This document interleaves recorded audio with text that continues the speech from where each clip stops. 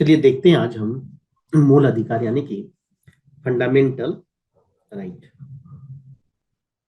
Fundamental rights में ध्यान रखिएगा, ये चैप्टर्स काफी बड़ा है क्योंकि इसमें क्वेश्चन लगभग 145-46 के आसपास है। तो इस वीडियोस को हम लोग दो पार्ट में आपको अपलोड कर देंगे ताकि आपको भी बोरिंग ना हो एक ही बार कंटिन्यूटी देखने में। तो इसको देख लीजिएगा, ठीक है। चलिए ध्यान रखिएगा, यहाँ पे एक क्वेश्चन है कि मूल अधिकार इतना सर क्यों इंपॉर्टेंट है, कितने सारे क्वेश्चन हैं। तो देखोगे आज भी, वर्तमान समय में भी सरकार यदि कोई कानून लेकर के आती है तो उन कानूनों का यदि जुडिशियल रिव्यू होता है तो ऑन द ग्राउंड ऑफ उसमें से एक मूल अधिकार भी होता है कि कहीं आपने मूल अधिकार का हनन करने की कोशिश, एनक्रोच करने की कोशिश तो नहीं कर रहे हो, ठीक है। तो थोड़ा सा इसका थ्योरेटिकल पार्ट को देख लेते हैं। ध्यान रखिएगा कि नेहरू रिपोर्ट जो 1928 में आया था उसमें मूल अधिकारों को भारत के संविधान में सम्मिलित करने की आकांक्षा प्रकट की गई थी, ठीक है। तो यहाँ पे एक पॉइंट ये क्लियर आपको मिल जा रहा है कि नेहरू रिपोर्ट 1928 से ये कहानी शुरू हो रही है मूल अधिकारों की। दूसरा, भारतीय संविधान में देखते हो कि भाग 3 के अंतर्गत अनुच्छेद 12 से 35 में बात किसकी है, मूल अधिकार की। इस कल हमने क्या देखा था 5 से 11, अब हम देख रहे हैं 12 से 35। इसमें क्या क्या बात की गई है भाई। तो पहला बात है समानता का अधिकार का बात है, स्वतंत्रता का अधिकार का बात है, शोषण के विरुद्ध के अधिकार की बात है, धर्म की स्वतंत्रता का अधिकार है, संस्कृति और शिक्षा संबंधी अधिकार की बात है, संवैधानिक उपचारों का अधिकार है। यानी भारतीय संविधान में मौलिक अधिकारों को, एक बात याद रखिएगा, कहा गया है राज्य के कृत्यों के विरुद्ध एक गारंटी के रूप में स्थान दिया गया है। यहाँ हमने प्रीवियस वीडियोस आपको ध्यान में होगा तो हमने देखा था कि आईएएस एग्जाम में एक बार क्वेश्चन आया था मूल अधिकार को लेकर के, ठीक है। क्यों? क्योंकि क्या कारण था, ठीक है। तो यहाँ पे उस क्वेश्चन को आगे यहाँ पे भी मिलेगा आपको इस तरह के प्रश्न देखने के लिए, क्योंकि देखो यूपीएससी का जो क्वेश्चन होता है वो काफी कॉन्सेप्ट बेस्ड होता है, क्लियर। दूसरी बात है कि मौलिक अधिकार पूर्णतः नैसर्गिक एवं अप्रतिदिक की श्रेणी में आते हैं। अनुच्छेद 352 के तहत आपात की उद्घोषणा के प्रवर्तन की स्थिति में अनुच्छेद 358 और आर्टिकल 359 के प्रावधानों के अंतर्गत ही मूल अधिकारों का निलंबन किया जा सकता है। ध्यान रखना, दो आर्टिकल यहाँ पे आपका इंपॉर्टेंट हो जा सकता है, एक है 358 और एक है आर्टिकल 359, जिसके तहत मूल अधिकारों का जो निलंबन है किया जा सकता है। याद रखिएगा पॉइंट कि मौलिक अधिकारों को न्याय योग यानी वाद योग के रूप में संविधान में रखा गया है। वर्तमान में कुल कितने हैं, तो 6 मौलिक अधिकार आपको दिए गए हैं, जबकि मूल संविधान में कितने थे, मूल संविधान में 7 मौलिक अधिकार थे। ये ध्यान रखिएगा। एक चीज और, यहाँ पे एक तुलना की जाती है जो भारत का जो भारतीय संविधान का जो मौलिक अधिकार है और अमेरिका का जो अधिकार बिल है, इन दोनों के साथ आपस में तुलना की जाती है। भारतीय संविधान में मौलिक अधिकारों का संरक्षण का दायित्व किसको दिया गया है, न्यायपालिका के पास है। तो हो सके यहाँ पे ऑप्शन में दे दे राष्ट्रपति, तो याद रखिएगा कि किसके पास है, मौलिक अधिकारों का संरक्षण की दायित्व आपके न्यायपालिका के पास है। ये भी कॉन्सेप्ट बेस है, ये भी पॉइंट ध्यान में रखिएगा। आगे क्वेश्चन इस प्रकार के आपको देखने के लिए मिल सकते हैं। संविधान का अनुच्छेद 14, ध्यान रखिएगा 14, आर्टिकल 14, यह इंश्योर करता है, यह सुनिश्चित करता है कि किसी भी व्यक्ति को विधि के समक्ष यानी कानून के समक्ष या विधियों के समान संरक्षण से वंचित नहीं किया जा सकता, ठीक है, नहीं किया जाएगा। इस रूप में देखोगे कि अनुच्छेद 14 जो है वो विधायन सत्ता पर नियंत्रण लगाता है। सत्ता पर नियंत्रण लगाने का काम कौन कर रहा है, आर्टिकल 14 यानी आर्टिकल 14। उसके बाद आता है कि भारतीय संविधान में समानता का अधिकार तो अनुच्छेद 14 से 18 तक किया गया है, जिसमें कुल कितने हैं, 5 अनुच्छेदों में इसको वर्णित किया गया है। तो ध्यान रखिएगा, समानता के अधिकार की बात आपको आर्टिकल 14 से लेकर के आर्टिकल 18 तक मिलेगा, क्लियर है। अब देखिए जो क्या क्या है, एक है तो विधि की समता, विधि के समक्ष समता का अधिकार अनुच्छेद 14, धर्म, मूल, वंश, जाति, लिंग या जन्म स्थान के आधार पर विवेक का प्रतिषेध अनुच्छेद 15, लोक नियोजन के अवसर विषय में अवसर की समता का अनुच्छेद 16, अस्पृश्यता यानी छुआछूत अनटचेबिलिटी का अंत अनुच्छेद 17, उपाधियों का अंत अनुच्छेद 18 अनुच्छेद 19 से लेकर 22 तक, ध्यान रखिएगा 19 से लेकर के 22 तक किसकी बात है? स्वतंत्रता का अधिकार की बात है। यानी समता की बात तो आपका आर्टिकल 14 से लेकर के 18 तक है, और आर्टिकल 19 से लेकर के आर्टिकल 22 तक स्वतंत्रता का अधिकार की बात की है। ये पॉइंट ध्यान रखिएगा। अनुच्छेद 19 के अंतर्गत क्या होगा? अनुच्छेद 19 के अंतर्गत आपको मिलता है अभिव्यक्ति की स्वतंत्रता, यानी कुल 6 प्रकार की स्वतंत्रता आपको प्रदान की जाती है, जिसमें से अनुच्छेद क्लाउज आर्टिकल 19 क्लाउज 1 सब क्लाउज क के में वाक एवं अभिव्यक्ति की बात के साथ साथ समाचार पत्रों की स्वतंत्रता भी निहित मानी जाती है। क्लियर है? दूसरा पॉइंट यह याद रखिएगा कि उच्चतम न्यायालय ने अपने बहुत सारे निर्णयों में सूचना के अधिकार को अनुच्छेद आर्टिकल 19 क्लाउज 1 सब क्लाउज ए के में प्रदत्त वाक एवं व्यक्ति की स्वतंत्रता का अधिकार में निहित माना है। तो ये जनरली सुप्रीम कोर्ट के निर्वचन के आधार पे, सुप्रीम कोर्ट के अकॉर्डिंग ये चीजों को बताया गया है। तो ध्यान रखिएगा, ये डायरेक्ट रूप से आपको कहीं लिखा नहीं मिलेगा, लेकिन सुप्रीम कोर्ट ने अपने निर्णयों में इन बातों को रखा है। आर्टिकल 19 क्लाउज 1 सब क्लाउज ख में शांतिपूर्वक एवं निरायुध सम्मेलन की स्वतंत्रता है आपको। साथ ही अनुच्छेद 19 आर्टिकल 19 क्लाउज 1 सब क्लाउज ग में संगम या संघ यानी कि सहकारी सोसाइटी बनाने का अधिकार है। तो देखो 19 सिर्फ रहा था तो ठीक है, 19 में क्लाउज 1 सब क्लाउज ए सब क्लाउज बी सब क्लाउज सी ऐसे यदि रहेगा तो यहाँ पे थोड़ा सा ध्यान अटेंटिव हो जाइएगा। अनुच्छेद क्लाउज 1 सब क्लाउज घ में भारत के राज्य क्षेत्र में स्वतंत्र सर्वत्र अबाध संचरण, कहीं भी घूमने की आजादी है आपको, ठीक है, इसकी बात है। आर्टिकल 19 क्लाउज 1 सब क्लाउज अंग के तहत भारत के राज्य क्षेत्र के किसी भी भाग में निवास करने और बस जाने की स्वतंत्रता आपको है। और 19 क्लाउज 1 सब क्लाउज 6 के तहत कोई वृत्ति, कोई व्यापार या कारोबार करने की स्वतंत्रता का प्रावधान किया गया है। इस तरह से आप इस पॉइंट को याद रखिएगा। 19 इस तरह से कहां तक आ रहा है? आपका 6 से आ रहा है, ठीक है। चलिए 44वें संविधान संशोधन 44th अमेंडमेंट जो 1978 में हुआ था, उसमें अनुच्छेद 19(1) च को क्या किया गया? वाइट कर दिया गया, लुप हटा दिया गया, ठीक है। आर्टिकल 19 क्लाउज 1 सब क्लाउज क से लेकर आर्टिकल 19 क्लाउज 1 क्लाउज 6 तक दी गई सभी स्वतंत्रताओं पर 19 क्लाउज आर्टिकल 19 क्लाउज 2 से लेकर के आर्टिकल 19 क्लाउज 6 तक में दिए गए विभिन्न आधारों पर निर्बंधन आरोपित किए जा सकते हैं। Absolute, this means that it's not be absolute in nature, absolute नहीं है, निर्बंधन किया जा सकता है, ठीक है।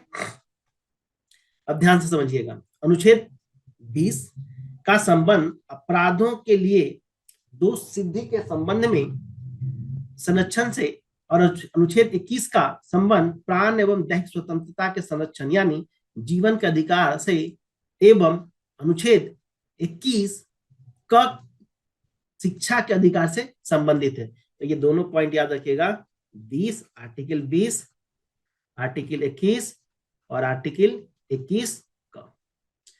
आर्टिकल 21 का किससे है? शिक्षा से के अधिकार से संबंधित है। 21 आपकी प्राणदैहिक स्वतंत्रता का है। अनुच्छेद 20 अपराधों के लिए दोष सिद्धि के संबंध में संरक्षण की बात की गई है।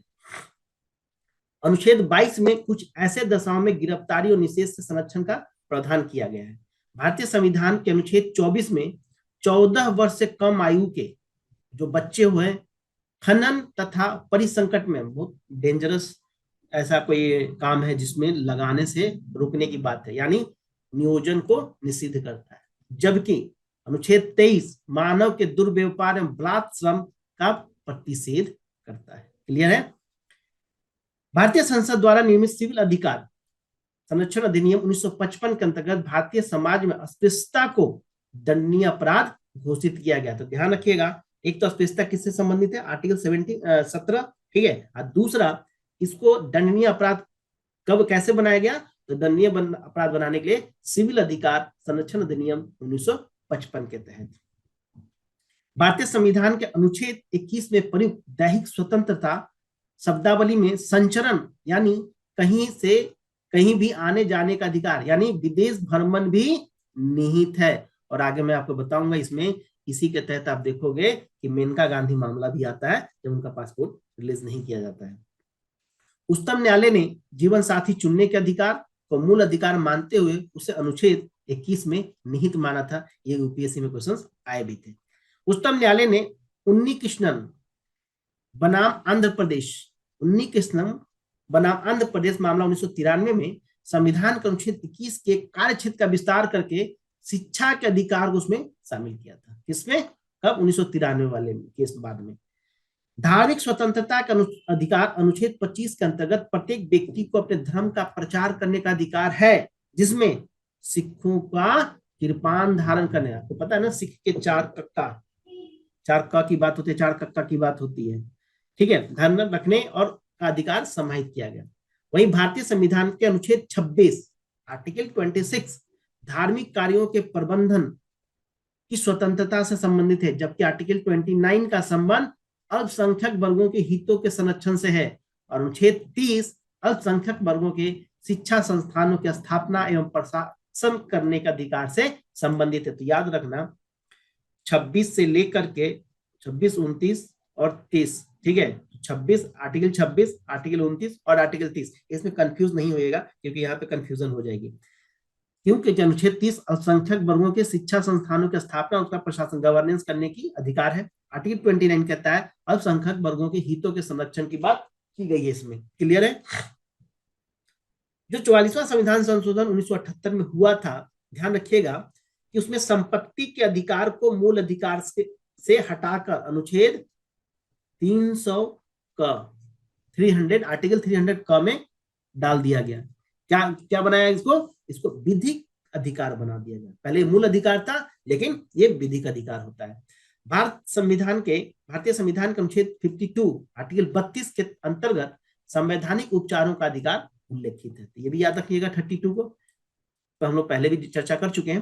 कुल मूल अधिकारों के न्यायिक संरक्षण हेतु कहां जाएंगे? अनुच्छेद 32 के तहत उच्चतम न्यायालय, आर्टिकल 226 के तहत उच्च न्यायालय। यानी यदि आपका मूल अधिकार का हनन होता है तो सुप्रीम कोर्ट कब जाओगे? आर्टिकल 32 के तहत। और हाई कोर्ट किससे जाओगे? आर्टिकल 226 के तहत। आर्टिकल 226 के तहत हाई कोर्ट और आर्टिकल 32 के तहत सुप्रीम कोर्ट, ठीक है। सर्वोच्च न्यायालय तथा उच्च न्यायालय मूल अधिकारों के परिवर्तन हेतु क्रमशः आर्टिकल 32 और आर्टिकल 26 के तहत कई प्रकार के रीट जारी कर सकते हैं। और ये रीट बहुत इंपॉर्टेंट हो जाता है, ये ध्यान रखिएगा। ये रीट इंपॉर्टेंट हो जाता है, एग्जाम में आपको दिखेगा ही दिखेगा। चलिए इसको देख लेते हैं। पहला तो है बंदी प्रत्यक्षीकरण। बंदी प्रत्यक्षीकरण का मतलब है कि न्यायालय किसी गिरफ्तार व्यक्ति को, ध्यान समझना, न्यायालय किसी गिरफ्तार व्यक्ति को न्यायालय के सामने प्रस्तुत करने का आदेश दे सकती है यदि गिरफ्तारी का तरीका या कारण गैर कानूनी या असंतोषजनक है, तो न्यायालय बंदी को छोड़ने देने का आदेश दे सकती है। तो बंदी प्रत्यक्षीकरण क्या है? यदि पुलिस किसी को गिरफ्तार करती है तो न्यायालय के सामने प्रस्तुत करने का आदेश देगा, और यदि उसे लगेगा कि इसे सही तरीके से नहीं इंप्लीमेंट किया गया है तो बंदी को छोड़ने का आदेश न्यायालय दे सकती है। तो यह है बंदी प्रत्यक्षीकरण। दूसरा है परमादेश। परमादेश का मतलब होता है यह आदेश तब जारी किया जाता है जब न्यायालय को लगता है, ध्यान से समझिएगा इस बात को, क्यों? क्योंकि आप सिविल सेवक बनने जा रहे हैं। ध्यान रखिएगा कि जब न्यायालय को लगता है कि कोई सार्वजनिक पदाधिकारी अपने कानूनी और संवैधानिक दायित्वों का पालन नहीं कर रही है, ठीक है, तो इस केस में व्यक्ति का मौलिक अधिकार प्रभावित हो रहा है, तो वहां पे परमादेश जारी किया जाएगा। परमादेश किस केस में होगा? कि कोई सार्वजनिक पदाधिकारी गवर्नमेंट में कोई जॉब करने वाला है, यदि वो व्यक्ति अपने कानून का और संवैधानिक दायित्वों का पालन यदि नहीं कर रहा है तो परमादेश जारी होगा। तीसरा है प्रतिषेध। जब कोई निचली अदालत, ध्यान रखिएगा लोअर कोर्ट की बात हो रहा है, जब कोई निचली अदालत अपने अधिकार क्षेत्र का अतिक्रमण करके किसी मुकदमे की सुनवाई करती है, तो ऊपर की अदालतें, चाहे वो उच्च न्यायालय हो या वो सर्वोच्च न्यायालय हो, उसे ऐसा करने से रोकती है, तो प्रतिषेध आदेश जारी होता है, रिट जारी होता है। इस बात को भी आपको क्या करना है? ध्यान रखना है, ठीक है, क्लियर? अरे भाई मान लो किसी का डिस्ट्रिक्ट जज है और रिश्तेदार निकल गया है, अब वो अपने पास बुला करके कहा कि चलो ठीक है हम अपने कोर्ट में कर लेते हैं फैसला, तो भाई इस केस में क्यों, क्योंकि आपका अधिकार है ही नहीं, आप अतिक्रमण कर रहे हो दूसरे का अधिकार को। अगला पॉइंट है अधिकार परीक्षा, यानी जब न्यायालय को लगता है कि कोई व्यक्ति ऐसे पद पर नियुक्त हो गया है जिस पर उसका कोई कानूनी हक ही नहीं है, तब न्यायालय उसको अधिकार परीक्षा आदेश के द्वारा उसे पद पर कार्य करने से रोक सकती है। क्लियर। और लास्ट है उत्प्रेषण। उत्प्रेषण का मतलब है कि जब कोई निचली अदालत या सरकारी अधिकारी बिना अधिकार के कोई कार्य करता है, एक तो हो गया कोई व्यक्ति ऐसे पद पे नियुक्त हो जा रहा है जिसका वो कानूनी हक ही नहीं है, तब तो अधिकार परीक्षा। लेकिन जब कोई निचली अदालत या सरकारी अधिकारी, ध्यान रखिए सरकारी अधिकारी बिना अधिकार के कोई कार्य कर रहा है, तो न्यायालय उस केस में उच्च न्यायालय या सर्वोच्च न्यायालय के समक्ष विचाराधीन मामले को लेकर उत्प्रेषण द्वारा उसे ऊपर की अदालत या अधिकारी को हस्तांतरित कर सकती है, हस्तांतरित कर देती है। तो क्लियर हो गया। ध्यान से समझिएगा क्या है बंदी प्रत्यक्षीकरण, परमादेश, प्रतिषेध, अधिकार परीक्षा, उत्प्रेषण। ठीक है, तो ये क्लियर रखिएगा क्योंकि यहाँ से क्वेश्चन भाई आएंगे एग्जाम्स में और आपको दिखेगा भी आगे पेपर्स में भी दिखेगा, और ध्यान रखना यहाँ से क्वेश्चन बनते हैं। संविधान के अनुच्छेद 352 के तहत युद्ध या बाह्य आक्रमण के कारण राष्ट्रपति द्वारा आपातकाल की घोषणा की जाती है। किसके कब? आर्टिकल 352 के तहत। और ध्यान रखिएगा इसमें क्या होता है, अनुच्छेद 19 में मूल अधिकार जो भी वर्णित है वो सारे स्वतः क्या हो जाएंगे, निलंबित हो जाएंगे, लेकिन 20 और 21 को छोड़कर, ये 20 और 21 आपका क्या होगा निलंबित नहीं होंगे, लेकिन 19 में जितने भी अधिकार आपकी बात कही गई है वो सारा स्वतः निलंबित हो जाएंगे। कहता है कि मूल अधिकारों को निलंबन करने की राष्ट्रपति की शक्ति अनुच्छेद 359 के तहत प्राप्त होती है।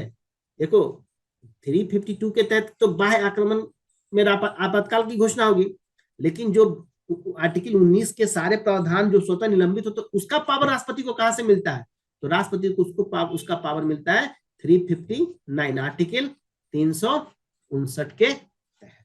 क्लियर है। आगे देखिए, संविधान के 44वें संशोधन के पश्चात अनुच्छेद 20-21 के अंतर्गत प्राप्त मूल अधिकारों को निलंबित नहीं किया जा सकता।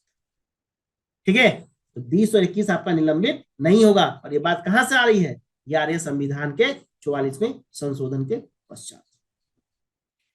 बच्चन सिंह बनाम पंजाब राज्य के मामले में उच्चतम न्यायालय ने बहुमत के निर्णय से यह अभिनिर्धारित किया कि मृत्यु कारित करने के लिए मृत्यु दंड का वैकल्पिक दंड अनुच्छेद 19, 14 और 21 का अतिक्रमण नहीं करता है और संवैधानिक है। क्लियर है, इस पॉइंट को क्लियर रखिएगा। राम बच्चन सिंह मामले में, बच्चन सिंह बनाम पंजाब सरकार।